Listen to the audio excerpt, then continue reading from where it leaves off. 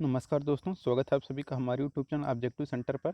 इस वीडियो में हम लोग देखेंगे सीटीआई वेल्डर ट्रेड पर ऑब्जेक्टिव क्वेश्चन देखेंगे, जो कि इंट्रेंस एग्जाम की दृष्टि से बहुत महत्वपूर्ण है सीटीआई के। तो वीडियो शुरू करने से पहले जिन लोगों ने वीडियो को शेयर नहीं किया है वो लोग वीडियो को शेयर कर दें, और जो लोग हमारे चैनल पर नए हैं वो लोग चैनल को सब्सक्राइब कर लें। तो फिर चलिए चलते हैं पहले क्वेश्चन पे। पहला क्वेश्चन है, what is the order of temperature of heat produced in an electric arc furnace. Electric arc furnace में जो हीट प्रोड्यूस होता है उसका जो टेम्परेचर रहता है वह किस रेंज में होता है। तो देखिए, जो इलेक्ट्रिक आर्क फर्नेस रहता है उसका जो टेम्परेचर रहता है हीट का, वह रहता है आपका 6000 डिग्री सेल्सियस से 7000 डिग्री सेल्सियस होता है। भट्ठी का तापमान होता है जो तो विद्युत आर्क भट्ठी का टेम्परेचर जो होता है वह 6000 डिग्री सेल्सियस से 7000 डिग्री सेल्सियस होता है। तो यहाँ पे आपका डी आंसर करेक्ट हो जाएगा। दूसरा क्वेश्चन है, the distance from the centre of arc to the tip of electrode is called.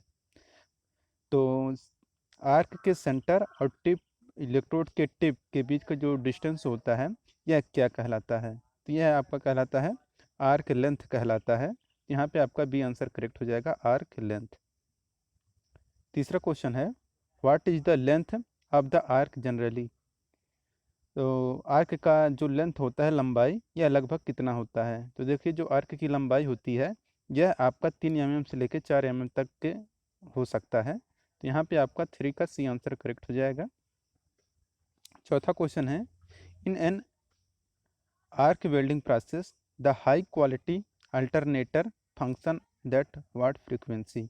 तो इसकी जो फ्रीक्वेंसी होती है यह आपका 400 हर्ट्ज की फ्रीक्वेंसी होता है। तो यहाँ पे आपका डी आंसर करेक्ट हो जाएगा। पांचवा क्वेश्चन है, विच type of electrode is design for melting quickly. तो क्विकली मेल्टिंग के लिए इलेक्ट्रोड का डिजाइन किस प्रकार किया जाता है। तो यह किया जाता है आपका फास्ट फिल। यहाँ पे आपका ये आंसर करेक्ट हो जाएगा, फास्ट फिल। छठा क्वेश्चन है, what amount of electricity gets converted into heat energy in an arc welding process. तो heat energy in an arc welding process, तो ये क्या हो जाएगा आपका, जो अमाउंट प्रोड्यूस करता है इलेक्ट्रिसिटी का, यह आपका रहता है 1 किलोवाट हावर। यहाँ पे आपका सी आंसर करेक्ट हो जाएगा, 1 किलोवाट हावर। सातवां क्वेश्चन है, विच type of electrode is designed for melting quickly. तो ये क्वेश्चन शायद हो चुका है, तो इसका क्या हो जाएगा, which type of electrode is for melting quickly. आठवां क्वेश्चन है आपका, which material is not used as an iron coating on the electrode used in arc welding. तो यहाँ पे आपका करेक्ट आंसर क्या हो जाएगा, स्टील की आयरन कोटिंग। जो इलेक्ट्रोड आर्क वेल्डिंग में जो इलेक्ट्रोड यूज होता है आयरन का कोटिंग का, वह इसमें से क्या यूज नहीं कर सकते हैं, तो रहता है आपका स्टील। नवा क्वेश्चन है, what is the capacity of automatic welding machine. जो ऑटोमेटिक वेल्डिंग मशीन होता है उसकी कैपेसिटी कितनी होती है। तो देखिए, जो उसका कैपेसिटी होता है वह 800 से 300 एम्पियर होता है, 800 से 3000 एम्पियर है। 10 नंबर का क्वेश्चन है, what is the capacity of A light manual welding machine. जो लाइट मतलब हल्का मैनुअल वेल्डिंग मशीन होता है उसकी कैपेसिटी कितनी होती है। तो इसका जो कैपेसिटी होता है वह आपका होता है 100 से 200 एम्पियर। 11 नंबर क्वेश्चन है, what is the current required in an oxygen in dark 400 S transformer. तो जो इंड आर्क 400 है, जो इंड आर्क 400 एस ट्रांसफार्मर है, उसमें जो करंट रिक्वायर्ड होता है एक ऑक्सीजन का, वह क्या रहता है आपका, ये होता है आपका 50 एम्पियर से 400 एम्पियर तक। यहाँ पे आपका सी आंसर करेक्ट हो जाएगा। 12 नंबर क्वेश्चन है, what is the efficiency of N arc welding transformer. जो आर्क वेल्डिंग ट्रांसफार्मर होता है इसकी दक्षता कितनी होती है। तो आर्क वेल्डिंग ट्रांसफार्मर की जो दक्षता होती है यह आपका 0.8 होता है, यानी कि 80% होता है। 13 नंबर क्वेश्चन है, what is the amount of electric energy required per kg in DC welding operation. कह रहा है कि वेल्डिंग ऑपरेशन में इलेक्ट्रिक एनर्जी जो रिक्वायर होता है पर केजी वह डीसी वेल्डिंग ऑपरेशन में वह कितना होता है, अमाउंट है। तो यह जो अमाउंट रहता है ये आपका 6 से 10 किलोवाट आवर होता है। यहाँ पे आपका डी आंसर करेक्ट हो जाएगा। 14 नंबर क्वेश्चन है, what is which material is not used for making non consumable electrode. किस मटेरियल का प्रयोग, कौन सा नॉन कंज्यूमेबल इलेक्ट्रोड प्रयोग करता है, मतलब non which material is not use, मतलब कौन सा मटेरियल यूज नहीं करता है नॉन कंज्यूमेबल इलेक्ट्रोड को। तो देखिए जो ये रहता है आपका सोडियम। कि सोडियम क्या है के लिए हम लोग नॉन कंज्यूमेबल इलेक्ट्रोड प्रयोग नहीं कर सकते हैं। बाकी सबके के लिए कार्बन, ग्रेफाइट और टंगस्टन के लिए हम लोग नॉन कंज्यूमेबल इलेक्ट्रोड यूज कर सकते हैं। 15 नंबर क्वेश्चन है, which of the following characteristic does not define a coated electrode. Option है maintenance of arc, protection from oxygen, protection from nitrogen, preventing other element into molten metal. तो coated electrode का characteristic कौन सा नहीं है आपको बताना है। तो देखिए कि आपका रहता है कि preventing other element into molten metal, यही आपका कोटेड इलेक्ट्रोड का कैरेक्टरिस्टिक नहीं होता है। बाकी आपका मेंटेनेंस ऑफ आर्क ये सही है, प्रोटेक्शन फ्रॉम ऑक्सीजन ये भी सही है, और है प्रोटेक्शन फ्रॉम नाइट्रोजन ये भी सही है। 16 नंबर क्वेश्चन है, what is the amount of carbon content bye A soft steel wire. तो सॉफ्ट स्टील वायर में जो कार्बन की परसेंटेज मात्रा होती है यह कितने के रेंज में होता है, या 0.1% से लेकर 0.18% तक कार्बन कंटेंट रखता है soft steel wire. 17 number question है, what is the percentage of carbon present in low alloy steel. जो लो एलाई स्टील होता है उसमें कार्बन की जो प्रेजेंट रहता है उसमें कितना परसेंट होता है। तो लो एलाई स्टील में जो कार्बन की परसेंटेज होती है वह होता है 0.25%। यहाँ पे आपका सी आंसर करेक्ट हो जाएगा। 18 नंबर क्वेश्चन है, why is carbon used in arc welding. Carbon arc welding में कार्बन क्यों यूज किया जाता है। तो देखिए जो कार्बन आर्क वेल्डिंग रहता है उसमें कार्बन जो यूज किया जाता है इसलिए किया जाता है कि generation of less heat at electrode tip. जो इलेक्ट्रोड टिप पर हीट का जनरेशन होता है यह कम होता है, इसलिए किया जाता है। 19 नंबर क्वेश्चन है, what is the temperature at the negative terminal in carbon arc welding.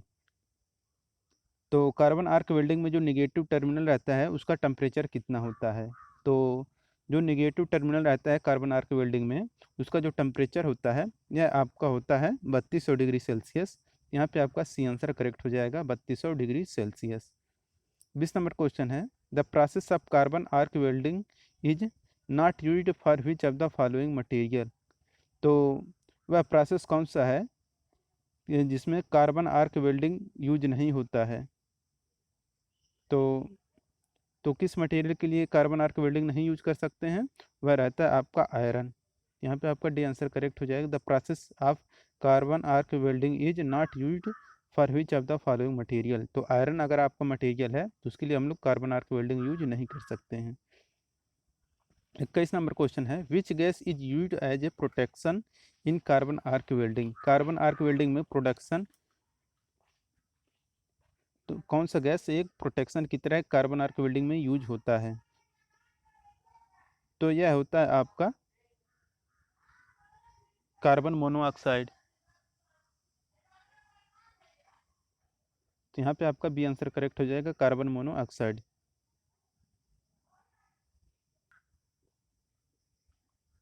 22 number question है, what is the temperature at positive terminal in carbon arc welding. जो कार्बन आर्क वेल्डिंग रहता है उसमें जो पॉजिटिव टर्मिनल रहता है उसका टेम्परेचर कितना होता है। तो पॉजिटिव टेम्परेचर का जो टर्मिनल रहता है, positive terminal carbon arc welding में उसका जो टेम्परेचर रहता है वह आपका 3900 डिग्री सेल्सियस होता है। यहाँ पे आपका बी आंसर करेक्ट हो जाएगा, 3900 डिग्री सेल्सियस। 23 नंबर क्वेश्चन है, what is the temperature of negative electrode in metal arc welding. Metal arc welding में नेगेटिव इलेक्ट्रोड का जो टेम्परेचर होता है यह आपका होता है 2400 डिग्री सेल्सियस। यहाँ पे आपका सी आंसर करेक्ट हो जाएगा, 2400 degree Celsius. 24 number question, what is the temperature of positive electrode in metal arc welding. Metal arc welding में जो पॉजिटिव इलेक्ट्रोड रहता है उसका जो टेम्परेचर होता है ये आपका 2600 डिग्री सेल्सियस होता है। यहाँ पे आपका डी आंसर करेक्ट हो जाएगा। 25 नंबर क्वेश्चन है, which bead character is seen due to too high, यानी कि very high welding current. Too मतलब बहुत हाई, हाई वेल्डिंग करेंट। तो यह रहता है आपका एक्सेस स्पेल्टर। तो यहाँ पे आपका सी आंसर करेक्ट हो जाएगा, एक्सेस स्पेल्टर। 26 नंबर क्वेश्चन है, which kind of resistance is experienced in upset butt welding. तो अपसेट बट वेल्डिंग के लिए जो है रेजिस्टेंस रहता है एक्सपीरियंस, वह रहता है आपका इलेक्ट्रिक रेजिस्टेंस। यहाँ पे आपका ये आंसर करेक्ट हो जाएगा, इलेक्ट्रिक रेजिस्टेंस। 27 नंबर क्वेश्चन है, which of the following can be easily be welded from flash butt welding process. तो ऑप्शन है tin, lead, cast iron, carbon steel. तो फ्लैश बट वेल्डिंग प्रोसेस के द्वारा हम लोग जिसे आसानी से वेल्ड कर सकते हैं वह रहता है आपका कार्बन स्टील। यहाँ पे आपका डी आंसर करेक्ट हो जाएगा, कार्बन स्टील। 28 नंबर क्वेश्चन है, electrode used in spot welding are made of which material. तो जो स्पॉट वेल्डिंग रहता है उसमें जो इलेक्ट्रोड रहता है वह किस पदार्थ का बनाया जाता है। तो यह बनाया जाता है आपका कापर और एल्युमिनियम का बनाया जाता है। यहाँ पे आपका डी आंसर करेक्ट हो जाएगा, कापर और एल्युमिनियम। 29 नंबर क्वेश्चन है, how are the metal to be welded connected to each other in spot welding. जो स्पॉट वेल्डिंग रहता है उसमें मेटल जो वेल्डेड रहता है, कनेक्ट रहता है, वह किसके द्वारा कनेक्ट होता है। तो ये जो कनेक्ट होता है यह आपका मैकेनिकल प्रेशर के द्वारा कनेक्ट होता है। स्पॉट वेल्डिंग में जो ज्वाइंट होता है, ये जो कनेक्टेड होता है, ये आपका मैकेनिकल प्रेशर के द्वारा कनेक्ट कराया जाता है, उन पे दाब देकर किया जाता है।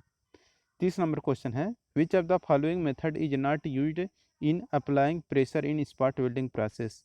ऑप्शन है hand lever, foot lever, air pressure, hydraulic cylinder.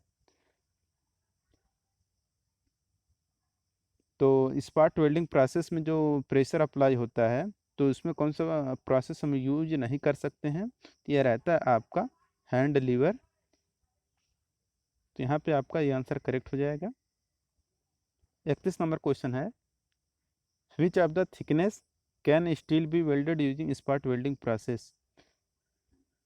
तो स्पॉट वेल्डिंग प्रोसेस में हम कितने मोटाई तक की स्टील को हम लोग वेल्ड कर सकते हैं। ये जो थिकनेस रहता है ये रहता है आपका कि 12 mm अगर थिकनेस है उसका तो हम उसे आसानी से वेल्ड कर सकते हैं। 32 नंबर क्वेश्चन है, which is the minimum power supply needed from the working of spot welding process. तो which is the maximum power supply needed for the working of spot welding process. तो spot welding process के लिए जो maximum power supply की आवश्यकता पड़ती है वह कितना होता है। यह जो होता है यह रहता है आपका 150 किलो वोल्ट एम्पियर। यहाँ पे आपका डी आंसर करेक्ट हो जाएगा। 33 नंबर क्वेश्चन है, what is the minimum power supply needed for the working of spot welding process. Spot welding process के लिए मिनिमम कितनी पावर सप्लाई की आवश्यकता पड़ती है, तो इसके लिए पड़ता है 10 किलो वोल्ट एम्पियर। यहाँ पे आपका आंसर करेक्ट हो जाएगा। 34 नंबर क्वेश्चन है, what is the magnitude of temperature produce in a thermit reaction. तो what is the magnitude of temperature produce in a thermit reaction. Thermit reaction में जो temperature होता है वह कितना होता है, ये होता है आपका 3000 डिग्री सेल्सियस। यहाँ पे आपका भी आंसर करेक्ट हो जाएगा, 3000 डिग्री सेल्सियस। 35 नंबर क्वेश्चन है, at what temperature does fusion welding take place. तो फ्यूजन जो वेल्डिंग जो होता है यह किस टेम्परेचर पर होता है। तो देखिए जो फ्यूजन वेल्डिंग होता है ये आपका 900 डिग्री सेल्सियस पर होता है। यहाँ पे आपका बी आंसर करेक्ट हो जाएगा। दोस्तों अगर यह वीडियो अगर आप लोग 24 घंटे के अंदर अगर आप 150 व्यूज अगर आप लोग पहुँचा देंगे तो इसका हम नेक्स्ट पार्ट जरूर ला देंगे, जो कि सीटीआई एंट्रेंस एग्जाम के वेल्डर ट्रेड के लिए बहुत इंपॉर्टेंट रहेगा। तो अगर आप लोग 150 व्यूज अगर पहुंचा देते हैं तो हो जाएगा संभव कि नेक्स्ट पार्ट हम ला देंगे इसके लिए। तो इसके लिए क्या करना है, आपको वीडियो को शेयर करना है, जैसे ही 150 से व्यूज अगर ऊपर चला जाता है, नेक्स्ट हम वीडियो ला देंगे। अब आपके ऊपर है, अगर कल देखना चाहते हैं तो 24 घंटे के अंदर कर दीजिए, हम कल अपलोड कर देंगे, नया वीडियो आ जाएगा। और नहीं तो 2-3 दिन बाद, एक हफ्ते बाद 150 व्यूज आएगा, तो हम क्या करेंगे, 2-3 दिन बाद, एक हफ्ते बाद वीडियो डालेंगे। अब आपके ऊपर है। वीडियो भाई हम इतना मेहनत कर रहे हैं आप लोगों के लिए, कम से कम व्यूज़ तो दो यार। शेयर करो, मेहनत कर रहे हैं हम आपके लिए, तो आप भी हमारे लिए कुछ कर सकते हो, शेयर कर सकते हो। तो आप लोग वीडियो को शेयर करिए, और जो लोग नए हैं वो लोग चैनल को सब्सक्राइब कर लीजिए, और वीडियो को जाते जाते लाइक कर दीजिए, शेयर कर दीजिए। मिलते हैं नेक्स्ट वीडियो के साथ। Thank you.